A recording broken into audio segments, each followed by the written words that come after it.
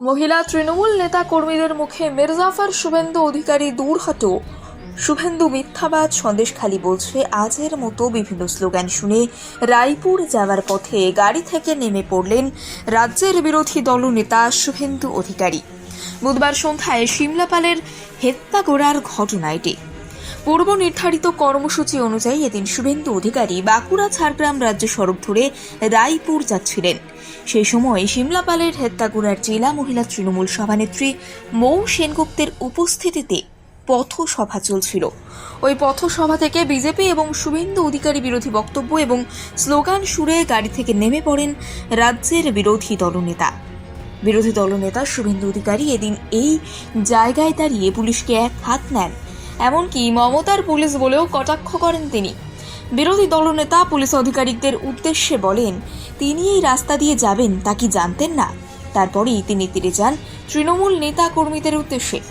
একই সঙ্গে এসব করে লাভ হবে না, তৃণমূল হারবে বলেও দাবি করেন তিনি। বিরোধী দলনেতা বলেন, জনগণ এদের সাফ করে দেবে, জেলে ভরবে পিসি ভাইপোকে।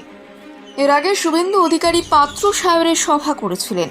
সেখানে তিনি বলেন, এদিন সভায় আসার পথে বিজেপি কর্মীদের লক্ষ্য করে বোমা ছোড়া হয়েছে। তারপরেই তিনি স্থানীয় তৃণমূল নেতা হামিদকে লক্ষ্য করে বলেন, 2008 সালে তিনি দরজা খুলে গিয়েছিলেন বলেই এরা আজ বড় নেতা, এখন বালির টাকা খেয়ে দ্বারকেশ্বর নদীকে ফাঁকা করছে।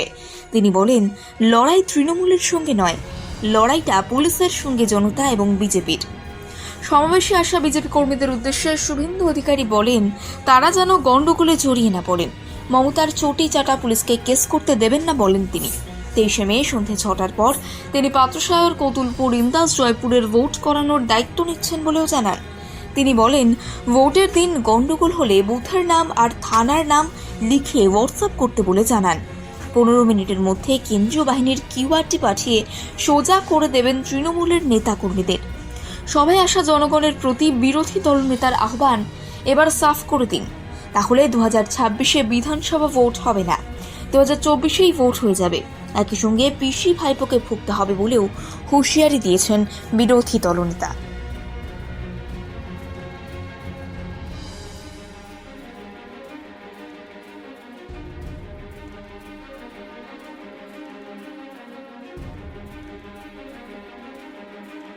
মহিলা তৃণমূল নেতা কর্মীদের মুখে মির্জাফর শুভেন্দু অধিকারী দূর হটো।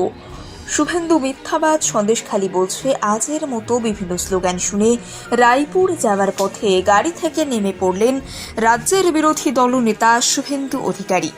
বুধবার সন্ধ্যায় সিমলাপালের হেত্তাগোড়ার ঘটনা এটি। পূর্ব নির্ধারিত কর্মসূচি অনুযায়ী এদিন শুভেন্দু অধিকারী বাঁকুড়া ঝাড়গ্রাম রাজ্য সড়ক ধরে রায়পুর যাচ্ছিলেন।